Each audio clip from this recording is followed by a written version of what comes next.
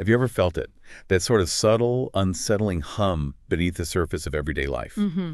A feeling that something fundamental is shifting, Mm-hmm. that the ground beneath our feet is moving in ways we can't quite pinpoint. Yeah, like something's just a bit off. Exactly. Something feels off, but it's hard to really articulate why. Okay, let's unpack this. Our mission in this deep dive is to explore exactly that.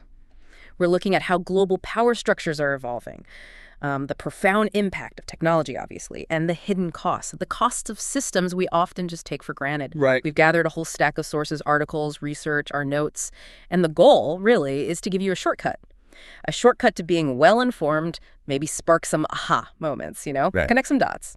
And we're diving straight in, really, with a pretty bold, maybe even unsettling hypothesis. Okay. The idea that the very nature of capitalism might be fundamentally changing. Or maybe even dying, giving way to something new. Dying. Wow, okay. Yeah, the core idea, and it is controversial, is that capitalism was, in a way, killed off. Not by the labor movement, like Marx and others might have predicted. Right, the classic idea. But by its own product, by capital itself. Okay, that sounds paradoxical. Mm-hmm. Now, how does capital kill capitalism? How do the sources explain that? What's the mechanism there? Well, think of it like the source uses a pretty vivid analogy. A toxic virus. Okay. But not like Ebola, right? Ebola kills its host too quickly, so it can't really spread far. Right, it burns itself out. Exactly. More like COVID-19. Because it killed relatively few, proportionally, it spread globally, it mutated. Mm-hmm. Capital, in this view, developed a kind of mutation of itself, something called cloud capital. Think Google, Facebook, Amazon, Tesla, these giants. The tech behemoths. Precisely. And this form of capital, cloud capital, became so pervasive, so dominant, that it essentially killed its host. It killed capitalism by creating an entirely new economic system. So the power shifted from, like, factories and physical stuff to Yeah. data, digital control. That's the core insight, yeah. The new frontier isn't just physical assets anymore. It's data, algorithms, digital platforms. It creates a power dynamic that kind of transcends the old economic models. Now, I should say this is a highly controversial idea, especially on the left. I can imagine. Yeah, some people react very strongly. The sources mention comparisons to Rosa Luxemburg's idea of barbarism, suggesting this isn't just a new system, but maybe a step backward, something dystopian. Okay, so a really provocative starting point. Here's where it gets really interesting for me. If this cloud capital is the new mutation, how did it get so much fuel, so much power so quickly? Right. You mentioned it connects back to the 2008 crisis. Absolutely. That's a critical piece. You have to look at what happened after 2008. Central banks, mainly the U.S. Federal Reserve, they started printing, or creating, really, massive amounts of money. Like, how much are we talking? The numbers are staggering. Something like $35 trillion after 2008. 35 trillion. Yeah. And just for context, the entire U.S. GDP back then was maybe $17–18 trillion. Wow. So double the GDP. Roughly, yeah.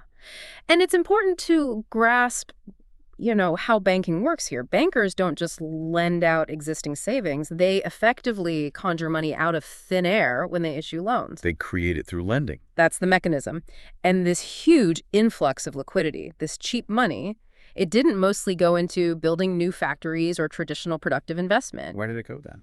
It inflated asset prices. We saw it everywhere. Art, houses, the stock market. Mm-hmm. And who are the main beneficiaries of all this cheap money, this liquidity? Let me guess. The tech companies. Bingo! The tech lords, as the source calls them. They soaked up this readily available capital. So society, in a way, inadvertently funded the massive buildup of this cloud capital. That's quite a picture. $35 trillion basically fueling this new digital infrastructure. So, okay, if this cloud capital is reshaping the economy, how's it changing things on a global scale, international relations, power dynamics? This must be shifting things there too, right? Yeah. Oh, massively. It really highlights how the U.S. model of power has worked, especially since Nixon took the dollar off gold in '71. Right, the end of Bretton Woods. Exactly. The U.S. relied on the dollar being the world's reserve currency, the main payment system. This let the U.S. run huge trade deficits, basically buying more than it sold. And other countries finance that deficit. Yeah. Countries like China, Germany, Japan, they ended up with piles of dollars from selling us goods. And what did they do with those dollars? They invested them back into Wall Street. U.S. Treasury bonds, stocks, real estate. So they funded the U.S. government and its economy. In effect, yes. But here's the crucial shift in the last decade or so. China. China has emerged as the only real alternative locus, the only other major center of this cloud capital. How so? What are the examples? Think about ecosystems like WeChat. It's not just messaging, it's payments, social media, services. It's huge. Or look at China's digital currency experiments. They're testing a central bank digital currency with like 135 million accounts already. Wow. Europe? Well, Europe has struggled. It doesn't really have its own major cloud capital platforms. One source kind of humorously points out, maybe unfairly, that Europe's main contribution is OnlyFans. Chuckles slightly, the point taken. A bit harsh, maybe, but it highlights the lack of, say, a European Google or Amazon equivalent at that scale. Exactly. And this rise of Chinese cloud fiefs, these digital territories, standing in opposition to the American ones, this gives us a new lens, a powerful explanation for the rising geopolitical tensions we see. Like Taiwan, or the whole TikTok debate. Precisely. Taiwan's always been claimed by China, but why is it such a flashpoint now? And why the intense focus on TikTok? It's partly a battle over who controls the digital infrastructure, the data flows, the cloud itself. It's like digital territory. In a way, yes. And then there's the underlying economic deal, what one source calls the dark deal. The U.S. outsourced manufacturing, especially to China and Vietnam. Right, losing jobs, but keeping the high-value stuff. Exactly. The U.S. kept the intellectual property, the brand value, the monopoly profits. Think Apple designing iPhones here, making them there. China got jobs, yes, but also the surplus value from its labor. And then it used those dollars to buy U.S. bonds, U.S. real estate, financing the U.S. government and consumers. Who benefited most from that deal? According to the analysis, primarily American rentiers, people living off investments and assets and capitalists in China and Japan. Often it came at the expense of the American working class who saw jobs disappear. Okay, so that's the U.S.-China dynamic. What about Europe again? You mentioned the euro.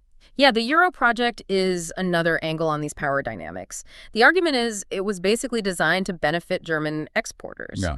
By locking countries into a single currency, it prevented places like Italy or France from devaluing their own currencies to become more competitive. The result, permanent decline, permanent austerity for many of these countries. Their manufacturing bases got hammered. In Greece. Greece is a stark example. Average wages there, in nominal terms, are supposedly 35% lower now than they were in 2007, before the crisis hit hard. 35% lower. That's huge. It's devastating. And what's perplexing, some sources note, is how some leftist groups initially supported the euro. The promise was a strong, non-devaluing currency, but the price was internal devaluation, slashing wages, cutting public services, and losing the ability to print your own money when you joined. And the political consequences. Well, this economic decline, this feeling of lost sovereignty, it's seen as a major factor contributing to the rise of neo-fascist or hard-right governments in places like Italy and Greece. As one person quoted put it, the problem isn't just immigration. The problem is not that Africans are coming. The problem is that Greeks and Italians are leaving because there are no opportunities. That's a really bleak picture of the economic fallout. A lot to process there, connecting finance, tech, geopolitics, and even the rise of the far right. It really paints that broad stroke of shifting power. Okay, let's shift gears slightly. Bring this digital transformation down to the social level. How is AI this core component of cloud capital, not just changing industries, but maybe perpetuating old harms, Right. particularly around identity and race? Right. This is a really crucial and disturbing part of the analysis. One key insight is how AI tech, like some of Google's advanced models, sometimes called VO3 in the sources, these text-to-image or text-to-video generators, Yeah. they're being used to create what's termed AI blackface and minstrelsy. AI blackface. What does that mean in practice? I mean, generating stereotypical, often degrading caricatures of Black identity directly from text prompts. And these aren't just experiments. They're getting algorithmically pushed onto platforms like TikTok, like X, and racking up millions of views. So that's like replicating historical racism, but with new tools. Exactly. The parallel is drawn directly to historical minstrel shows, which created this harmful, false mythos of a Black identity that served to reinforce white normalcy. Can you give an example? Yeah, the sources mention things like AI-generated Black women speaking in exaggerated AAV, African-American vernacular English, delivering sort of sassy clapbacks. These feed right into harmful stereotypes. It's incredibly concerning. So it's not just isolated glitches, it's systemic. How does it connect to older caricatures like Like Aunt Jemima, precisely. The point is that these stereotypes became socially normalized over generations. Now, AI risks solidifying them into machine-generated content at scale. And worse, it often overshadows or pushes out actual Black creators. And who's making these prompts? Well, that's part of the problem. It gives, as one source puts it, white artists avenues to mimic or replicate these same type of practices using AI tools that might have these biases baked in. Even if the AI companies can identify racism, there aren't really effective protective services right now to stop racist prompts from being used or the resulting content from spreading. So the aha moment here is that AI isn't just reflecting bias, it's actively scaling it up, making it more efficient. Precisely. It's solidifying and amplifying historical prejudice in new, insidious ways, potentially drowning out authentic voices. That's deeply disturbing. Mm-hmm. And it brings home the human cost. But beyond the digital output, the images and videos, does this transformation have a physical footprint too? Tangible consequences on the ground? Oh, absolutely. The digital world is deeply material. The sources trace what they call a thread of anti-Blackness woven into the very infrastructure of AI. How so? Where does it start? It starts with extraction, sourcing the raw minerals needed for the hardware, cobalt, lithium, etc. Often mined under horrific conditions, sometimes involving child slave labor in places like the Congo or on indigenous lands in Canada. Right, the beginning of the supply chain. Then those minerals are processed, the chips are made, and then where do the massive data centers that run the AI actually get built? Where? Disproportionately, the sources argue, in Black neighborhoods in the U.S. Really? You mean like specific examples? Yes. Elon Musk's Colossus supercomputer, for instance, is cited as being built in Boxtown, South Memphis, a historic Black community. And these facilities aren't benign. They emit hazardous pollutants, formaldehyde, nitrogen oxides. Which have health impacts? Serious ones. The cancer risk in that area is cited as being 4 times the national average. 4 times. Wow. And it's not just one case. Google is mentioned as planning a huge $10 billion data center campus in West Memphis, Arkansas, another predominantly Black area. The argument is that these facilities are literally choking out these communities. So the environmental burden of our digital lives falls heaviest on certain communities. Yes. It reflects what one source terms a crypto-fascist system, where exploitation is happening both online through things like AI minstrelsy and materially on the ground, poisoning communities. The same pattern of extraction and exploitation, just in a new technological guise. That's the core takeaway. The shiny, seemingly immaterial world of AI rests on a very real, often brutal material foundation, with costs disproportionately paid by marginalized people, particularly Black communities, globally and locally. Okay, from the digital back to the tangible, let's look at another facet of this global exploitation. Sometimes things that seem like they should be good, like fighting climate change through carbon credits, can actually hide these older colonial dynamics. How does that work? It's really striking when you look at the example from Kenya involving the Maasai community. Yeah. There's a company mentioned, Soils for the Future Africa Limited, STFA.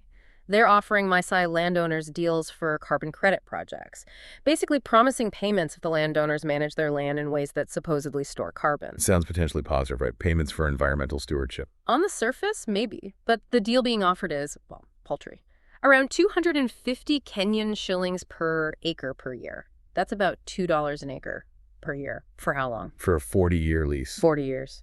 Exactly. And the sources frame this quite starkly as modern colonization. Why colonization?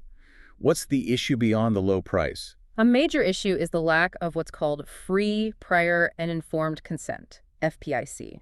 It's a key principle in indigenous rights. Meaning the community wasn't properly consulted or didn't agree freely. Right. There are claims that the draft agreements people saw were different from the final ones they were pressured to sign. Allegations that community leaders were taken to India, kind of wined and dined and influenced to sign without proper community discussion or access to independent lawyers. So the process itself was flawed. Deeply flawed, according to these accounts. And then there's the contract itself. A transfer of right clause is particularly worrying. What does that do? It essentially allows the company, STFA, to dictate how the land is used. The community fears losing control, being told they can't graze their cattle where they always have, for instance. And could they be displaced? That's a huge fear. They've apparently seen what happened to some Maasai neighbors in Tanzania who signed similar deals. They were allegedly told to move off their land for 3 years because the carbon levels were low.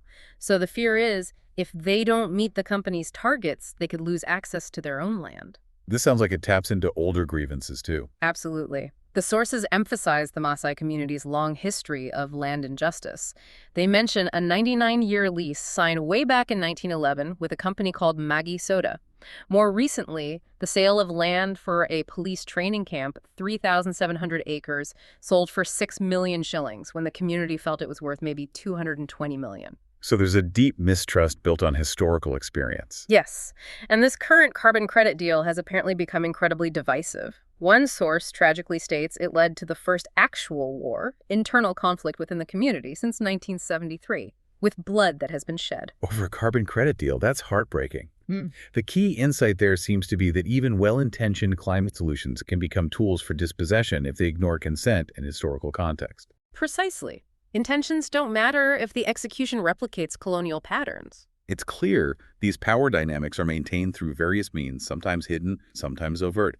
Let's look at a more overt system of control. Policing. How is policing used, according to the sources, to maintain power and dispossession, both locally and globally? Well, there's this interesting anomaly pointed out. Official crime rates might be going down in some places. Okay. But many people in low-income communities, especially communities of color, report feeling less safe. Why the disconnect? The argument is there's been a shift. Maybe less clandestine violence from gangs, but more visible, perceived, state-sponsored violence. Meaning more aggressive policing. Yes. And it's often linked directly to urban renewal or gentrification. The police presence increases, not necessarily to address existing crime, but to, quote, clear a path for people with capital to be able to replace the original inhabitants. So policing as a tool of displacement. That's the argument, effectively waging a war on impoverished people where property is prioritized over people. That's a very strong claim. Is there an example that illustrates this? One source gives a personal anecdote from 5 Points in Denver. Before cannabis legalization, apparently, local disputes were often handled, maybe surprisingly, nonviolently by a local gang. Okay. But as soon as decriminalization started, signaling the area was ripe for gentrification, the police presence ramped up dramatically. They targeted everyone, low-level dealers, supposed kingpins, often hitting them with maximum sentences. The perceived goal, clear out the original population for incoming, wealthier residents and businesses. Wow. So the policing strategy shifted with the economic potential of the neighborhood. That's the connection being made. And then there's this deeper thread connecting that local experience to global policing practices. How so? Specifically looking at the Israeli government's use of militarized police forces, for example, in Gaza or the West Bank. The source describes their function as being to harass, criminalize, and remove as many Palestinians as possible. Okay, that's the global context, but what's the link back to the U.S.? Here's the chilling connection described. Israeli police forces, historically, actually modeled some of their tactics on U.S. law enforcement practices from the Reconstruction and Jim Crow eras. They refined these methods of controlling populations based on race or ethnicity. So the influence went from the U.S. to Israel originally. According to this analysis, yes. But now, the flow has reversed. Many U.S. police departments now send officers for warrior training, often led by former Israeli military or police officers. Warrior training. And does this have tangible consequences back in the U.S.? The source draws a direct line to the tragic death of Tyre Nichols in Memphis, Tennessee in January 2023. I remember that case. Horrific beating. Yes, and the point made is that the officers involved were part of a special unit that had received this type of Israeli-influenced training. And it happened in a recently gentrified black neighborhood in Memphis. What does the training emphasize? It reportedly teaches officers to be hyper-vigilant when dealing with dark-skinned people, essentially viewing them inherently as threats. So the profound takeaway is, these tactics of control, refined through different historical contexts of racial bias and occupation, are now being shared and implemented globally, reinforcing systems of dispossession. Exactly. It's a globalized feedback loop of policing tactics designed for social control, not necessarily community safety, linking places like Denver, Memphis, and Gaza. Given all these huge systemic shifts of financial, technological, geopolitical, social control, it leads me to ask a really fundamental question, maybe for you, the listener, to ponder. How did things we used to think of as basic rights, as public services, transform into products, into commodities to be bought and sold? That's really the central question tackled by the work summarized in The Privatization of Everything. It explains this deliberate, systematic shift. From what to what? From the idea of public goods, things like education, water, maybe even healthcare considered basic rights, accessible to everyone, usually funded by taxes. Right, the commons. To privatized services, things designed primarily for profit, where access depends on your ability to pay, and the scope is often limited. How was this shift sold to the public? It seems like a hard sell. Well, that's where the language becomes really important. The sources expose the common marketing tactics, the dog whistles, the code words used to promote privatization. Like what? What should people listen for? You hear things like school choice. Sounds good, right? Choice is good. Mm-hmm. But in practice, it often means diverting tax dollars away from public schools, which have to accept everyone, and funneling them towards private or charter schools that can be selective, that can exclude kids with disabilities or behavioral issues. It can actually reduce choice for many families and worsen segregation. Okay, school choice. What else? The argument that the free market is always more efficient. You hear that all the time. Right, but efficient at what? Often it means they're efficient at cutting corners, reducing service quality, or denying access to maximize profit, not necessarily delivering the best or most equitable service. So prioritizing profit over the public good. Exactly. And the third big one, government overspending is out of control, usually targeting social programs. This is often a tactic, the sources argue, to deliberately underfund and break public services. So that people get frustrated. And then they become more open to the idea of a private company stepping in to fix it.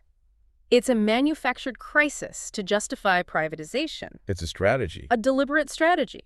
The argument is that the billionaire class has fully broken us down and turned us into consumers. We expect maybe some hush money, like a small tax cut, instead of demanding transparency and accountability from these services, whether public or private. It's like that satirical example you mentioned earlier, imagining a pay-for-clean air subscription. Yeah, it sounds absurd, but it illustrates the logical endpoint of turning everything into a commodity, where basic survival needs have a price tag decided by the market. Okay, that's the theory and the language used. Can you give us some concrete examples? How does this privatization actually play out, and what are the consequences for real people? Healthcare is a huge one, especially with privatized Medicaid systems in the U.S. How do they work? Private insurance companies get paid by the state to manage Medicaid benefits for low-income people. But how do these companies maximize their profit? By providing efficient care. Ironically, no. They profit significantly by denying care, by saying no to treatments, tests, medications, even when doctors say they're medically necessary. They make money by not providing health care. That's the perverse incentive.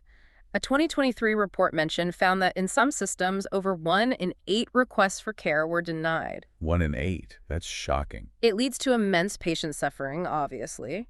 But it also harms hospitals, especially rural ones, because payments get delayed or denied, driving them to close. It creates higher costs overall due to delayed care and emergency room use. And it creates care deserts areas with few or no providers, which we've seen in places like Iowa and with Tennessee's TennCare system after privatization. So the source's conclusion is? The act of denying care is not a flaw, it's the business model. Wow. Okay, healthcare. What other areas? Then there's the concept of disaster capitalism. Disaster capitalism. Yeah, exploiting emergencies, natural disasters, pandemics, economic crises for private profit. The Texas grid failure during the winter storm in 2021 is a prime example cited. What happened there? Texas has a highly deregulated, privatized energy market. Private power companies had been advised for years to winterize their equipment to prevent freeze-ups, but many refused because it would cut into profits. So they prioritize profit over reliability? Exactly. The storm hit, the grid collapsed, millions lost power in freezing temperatures, people died, and what happened simultaneously? Natural gas companies, whose supply was suddenly crucial, were reportedly bragging about hitting the jackpot. They were selling gas at maybe 400 times the normal price to the power plants that would still operate. Profiting massively from a crisis they helped cause by neglecting infrastructure. That's the argument. It wasn't just a natural disaster. It was a direct result of policy choices, the choice to prioritize private profit over public resilience. And this connects to the pandemic, too. Absolutely. The sources argue that relying on the free market during COVID led to chaos and exploitation. Price gouging on essentials, remember reports of ambulance rides costing over $3,000. Hospitals charging tens of thousands for ICU stays. Vaguely, yes. It was chaotic. Pharmaceutical companies made enormous profits from vaccines often developed with significant taxpayer funding. And the whole federal response was hampered, the argument goes, because testing, data collection, and supply chains had been privatized and fragmented, leading to delays and inefficiencies. And education. You mentioned school choice earlier. Right. That has historical roots, too. The rise of so-called segregation academies in the American South after Brown v. Board of Education. Private schools set up to avoid integration. Exactly. Over 200 popped up by 1969, often funded by state tuition grants, essentially public money under the banner of choice.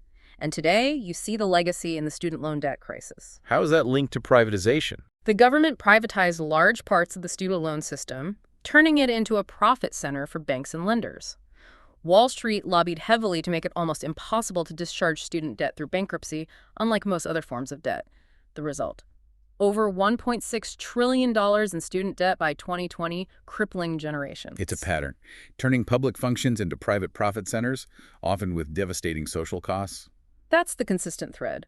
When the profit motive becomes the primary driver for essential services, the public good often takes a back seat, and the most vulnerable usually pay the price. So, okay, we've covered finance, tech, geopolitics, AI bias, land grabs, policing, privatization.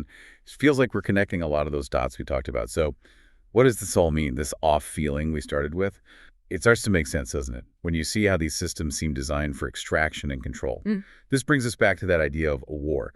You said sources argue it's not abstract, it's real. Yes, profoundly real. One source makes the stark assertion that slavery was never outlawed, it was outsourced and hidden. Outsourced and hidden. What does that mean? It means creating conditions of manufactured scarcity and poverty so extreme, particularly in the global South, that people are forced into situations tantamount to slavery just to survive.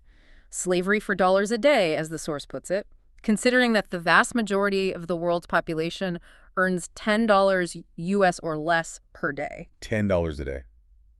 Or less. It paints a picture of desperation where exploitation thrives.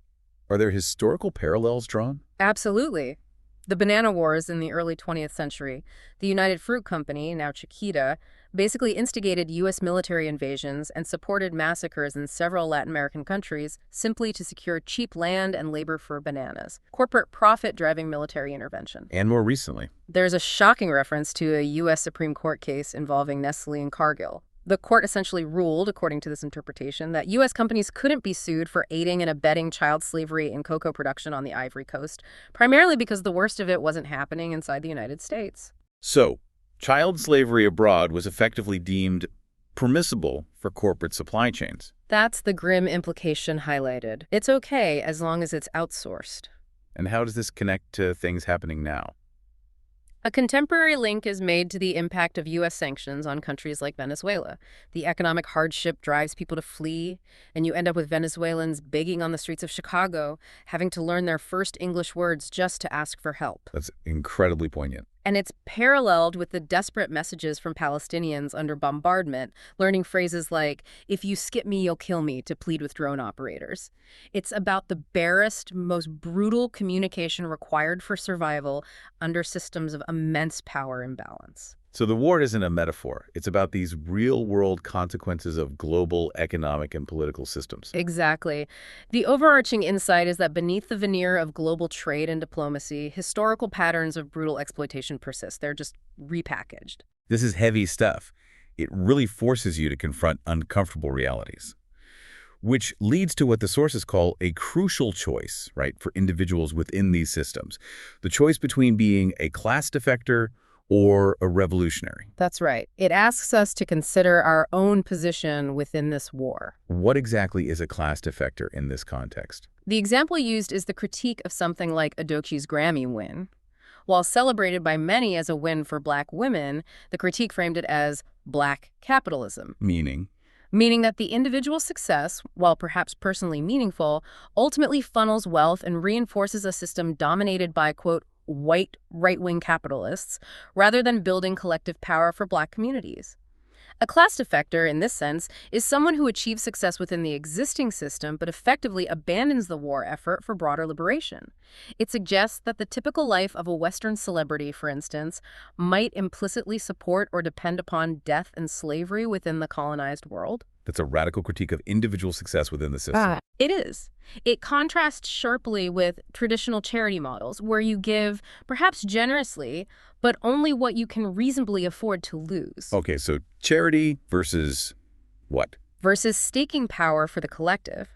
This requires real skin in the game, accepting some level of precarity, aligning your own well-being with the collective struggle. Is there an example of what staking power looks like? One source offers a powerful personal anecdote. Someone investing basically all their money, not just donating, but renting a house to build a physical community library.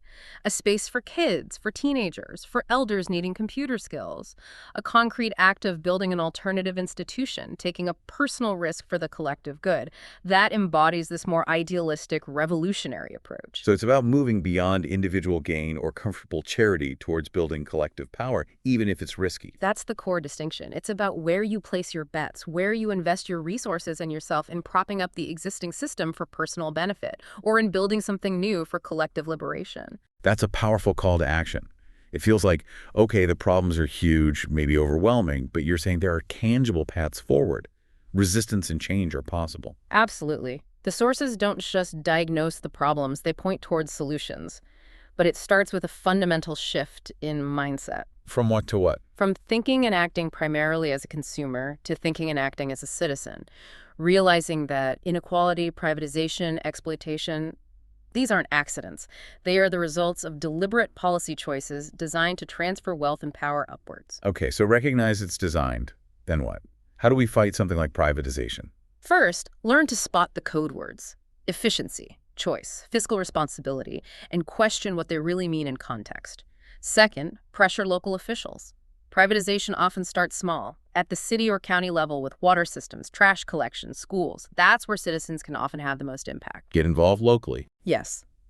And third, actively support public options. Don't just defend them when they're attacked. Invest in them, use them, demand they be improved. There are success stories like Chattanooga, Tennessee building its own successful public broadband network, or Felt, California reclaiming its water system from a private company. So defend and strengthen public alternatives. Exactly. And beyond specific policies, there's a need for deeper ideological work. The sources mention the Black radical tradition as a long history of resistance against fascism, colonialism, and systemic violence, a tradition that embraces global solidarity and thinks beyond just election cycles. What about technology? If cloud capital is so central, should we just reject AI? That's a debate, but one perspective offered is no, don't just critique it from the outside. Socialists, sociologists, activists, they need to be in the room where AI is being developed. Better yet, build it themselves. Seize the means of digital production. Essentially, yes. Rather than abandoning powerful tools to the existing powers, figure out how to build and use them for emancipatory goals. We need to fight what Mark Fisher called capitalist realism, that pervasive feeling that there's simply no alternative to the current system. How do you fight that feeling? By building alternatives. Right. By creating counter-institutions, alternative social structures, spaces where different values operate. The Distributed Artificial Intelligence Research Institute, DARE, is mentioned as one example trying to do this in the tech space. So the aha moment is that resistance isn't just saying no, it's actively building the yes. That's a great way to put it. It's about critique and creation, building the world we want, not just railing against the one we have. We've definitely covered a complex, intricate web today, connecting that initial feeling of unease to techno-feudalism, global exploitation, privatization. These aren't separate issues, are they? They're all tangled up, part of the same larger picture. Deeply interwoven. And it's crucial to remember, as we said, the war is not a metaphor. It demands more than just understanding. It calls for engagement, for collective action, for solidarity across borders and issues to actually transform these structures. So let's leave our listeners with this final thought. If the systems we inhabit often seem designed to make us compliant consumers, passively accepting what we're given, and yet the path to real freedom, to collective well-being, seems to lie in thinking and acting like engaged citizens.